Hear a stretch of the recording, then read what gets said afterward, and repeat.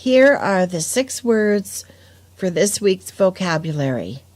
Number 1, eager. 2, glaring. 3, lap. 4, thorny. 5, finally. 6, peaked. Eager, spelled E-A-G-E-R, eager. When you are eager to do something, you really, really want to do it. Ooh, ooh, ooh, pick me, pick me.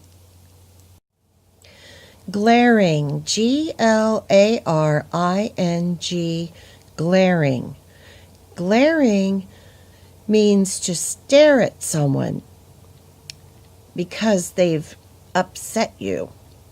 You're not staring at someone because they made you happy.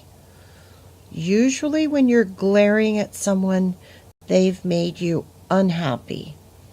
My sister was glaring at me because I gave her doll to my friend.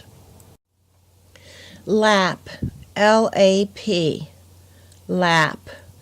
The dog laps up the water because it is thirsty.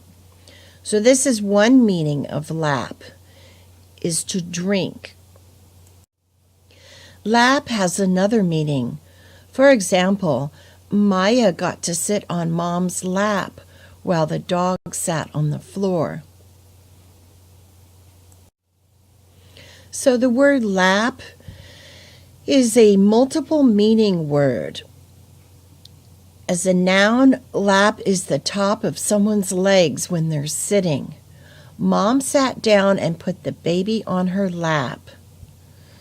Lap is also used as a verb, meaning to drink by using the tongue. A dog uses its tongue to lap water from its bowl. A, we saw a deer lap water from the stream. B, my cat likes to sit on my lap. Thorny, T-H-O-R-N-Y, thorny.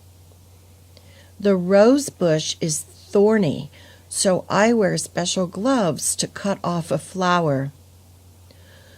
The rose bush is thorny because it has thorns. Finally, F-I-N-A-L-L-Y, finally. The word finally comes from the word final, which means at the end or the last. He finally reached the front of the line means the same thing as at last he reached the front of the line.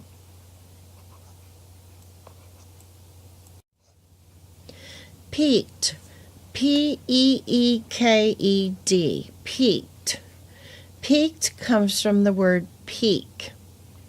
When you peek at something, you sneak a look at it. They peeked at me through the fence. When we play Heads Up 7-Up, you are not supposed to peek. Fun at the Library by Cheryl Hanlon.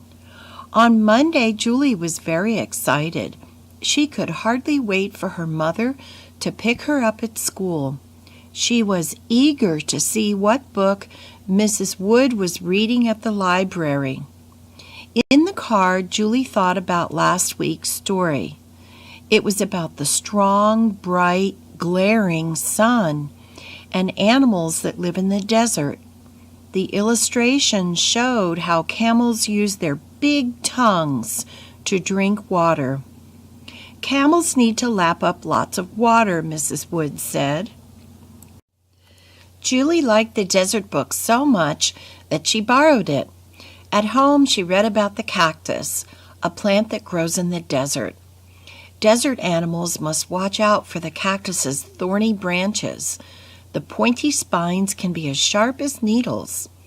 Julie also loved going to the library because Mrs. Wood helped her write letters to her grandmother in Mexico.